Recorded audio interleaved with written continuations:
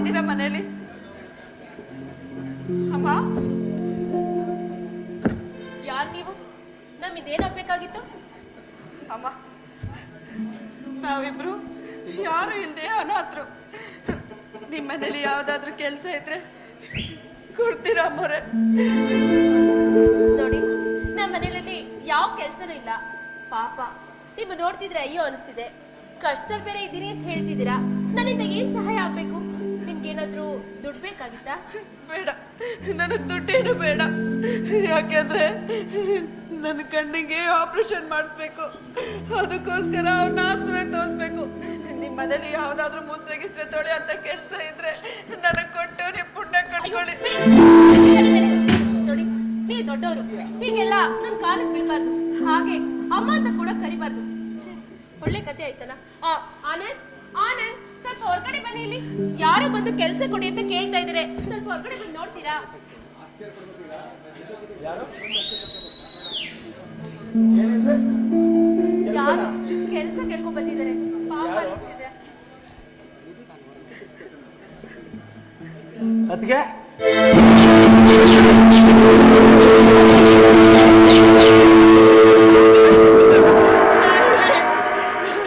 ಏನತ್ತಿಗೆ ಇದೆಲ್ಲ?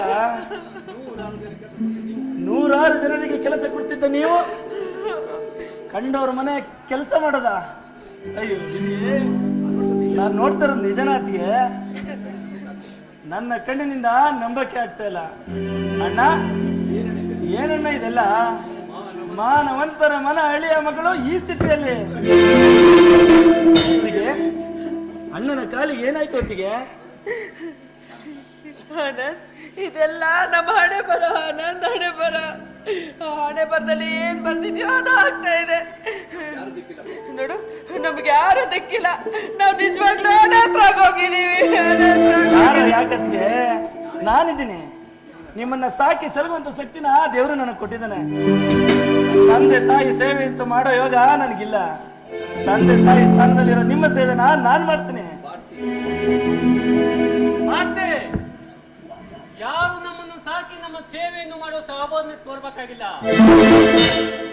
ನಮ್ಮ ಆತ್ಮದ ಉಸಿರು ಪರಮಾತ್ಮನ ಪಾದ ಸೇರ್ಬೇಕು ಅಂತ ದೈವ ಸಂಕಲ್ಪ ಆಗಿರುವಾಗ ಅದನ್ನು ತಪ್ಪಿಸಲು ಯಾರಿಂದೂ ಸಾಧ್ಯ ಇಲ್ಲ.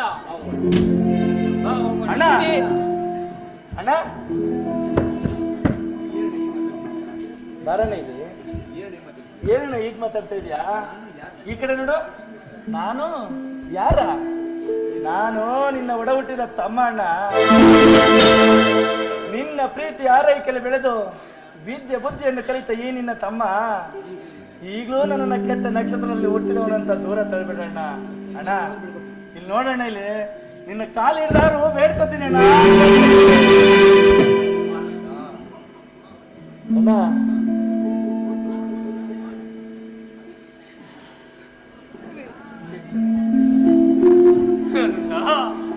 ಆನಂದ,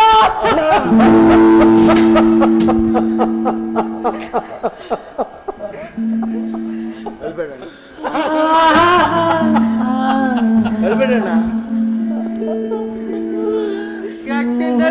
ಹುಟ್ಟಿದವನು ನೀನಲ್ಲ ಕಣೋ, ನಾನು.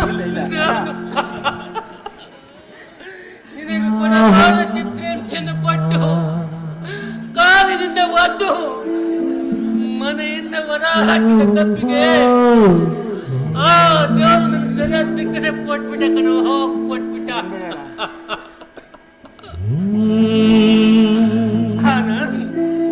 ಈ ಪಾಪಿ ಹಣ್ಣಿನ ಮೇಲೆ ಪ್ರೀತಿ ವಾಸ್ತವ್ಯ ನಿನಗೆ ಯಾಕೆ?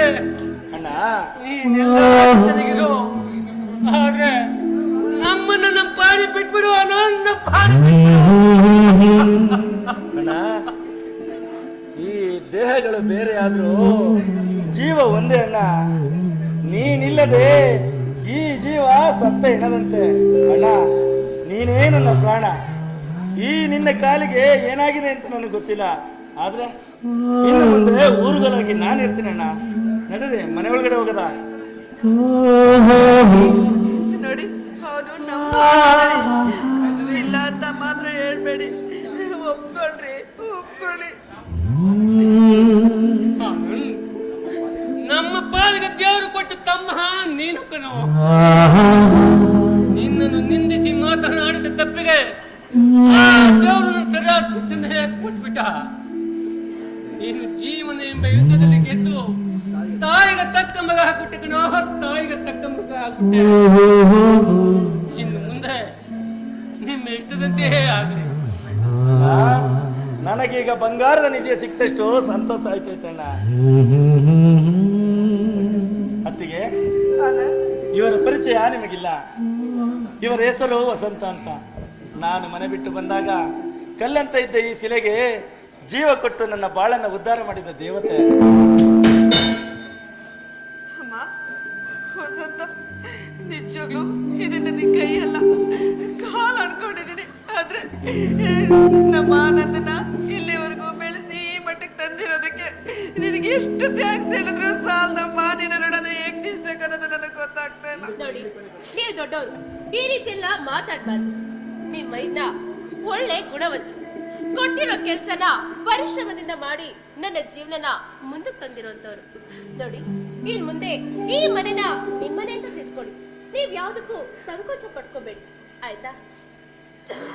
ಇನ್ ಮುಂದೆ ನಮ್ಮಲ್ಲಿ ಋಣದ ಭಾರ ಬರ್ಬಾರ್ದು. ಯಾಕೆಂದ್ರೆ ಮುಂದೆ ಆ ಋಣದ ಭಾರನ ನೀವೇ ತೀರ್ಸ್ಬೇಕಾಗುತ್ತೆ. ಸಮಾಧಾನ ಮಾಡ್ಕೊಳ್ಳಿ. ನೀವು ಹೇಳ್ದಂಗೆ ಆಗ್ಲಿ. ಇನ್ನು ಮುಂದೆ ನಮ್ಮ ಜೀವನ ಯಾತ್ರೆ ಇಲ್ಲೇ ಸಾಗ್ಲಿ. ಇದೆಲ್ಲ ದೈವ ಸಂಕಲ್ಪ.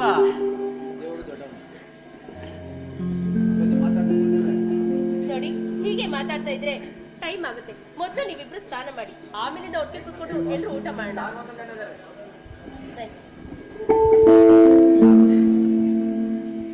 ತಾನೊಂದು ನೆನೆದು ಮಾನವ, ಬೇರೊಂದು ಬದುಕುವುದು ದೈವ.